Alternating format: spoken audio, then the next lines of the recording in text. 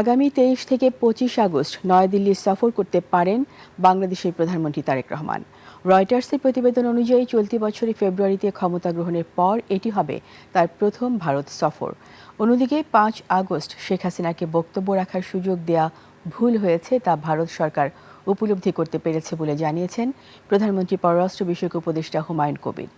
আর প্রধানমন্ত্রীর দপ্তর থেকে একুশে টেলিভিশনকে জানানো হয়েছে, প্রধানমন্ত্রী ভারত সফরে কোনো দিনক্ষণ এখনও নির্ধারণ হয়নি। বিস্তারিত তাফসীর ফিজা রিপোর্টে। আগামী 23 থেকে 25 আগস্ট নয়াদিল্লি সফর করতে পারেন বাংলাদেশের প্রধানমন্ত্রী তারেক রহমান। শুক্রবার প্রকাশিত এক প্রতিবেদনে রয়টার্স এটি জানায়। যদি প্রধানমন্ত্রী যান তাহলে চলতি বছরে ফেব্রুয়ারিতে ক্ষমতা গ্রহণের পর এটি হবে তার প্রথম ভারত সফর। 2024 সালে সাবেক প্রধানমন্ত্রী শেখ হাসিনাকে ক্ষমতাচ্যুত করার পর দুই দেশের মধ্যেকার সম্পর্কের মধ্যে টানাপোড়া সৃষ্টি হয়, আর এই টানাপোড়া ঠিক করতেই এই সফর। ঢাকা ইতিমধ্যে শেখ হাসিনাকে ফিরিয়ে আনার জন্য নয়াদিল্লির কাছে অনুরোধ জানিয়েছে।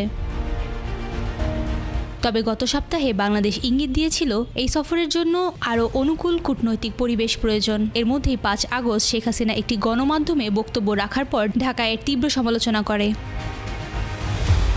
অন্যদিকে প্রধানমন্ত্রীর পররাষ্ট্র বিষয়ক উপদেষ্টা হুমায়ুন কবির এক বেসরকারি সংবাদ মাধ্যমকে জানিয়েছেন, 5 আগস্ট শেখ হাসিনাকে বক্তব্য রাখার সুযোগ দেয়া নিয়ে দিল্লি এখন নিজের ভুল বুঝতে পেরেছে। সেপ্টেম্বরে জাতিসংঘ সম্মেলনে যুক্তরাষ্ট্রে যাওয়ার আগে নয়াদিল্লি সফর করতে পারেন প্রধানমন্ত্রী তারেক রহমান।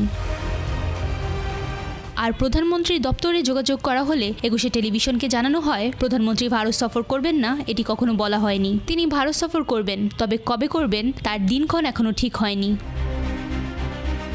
তাফসীর ফিজা, একুশে টেলিভিশন।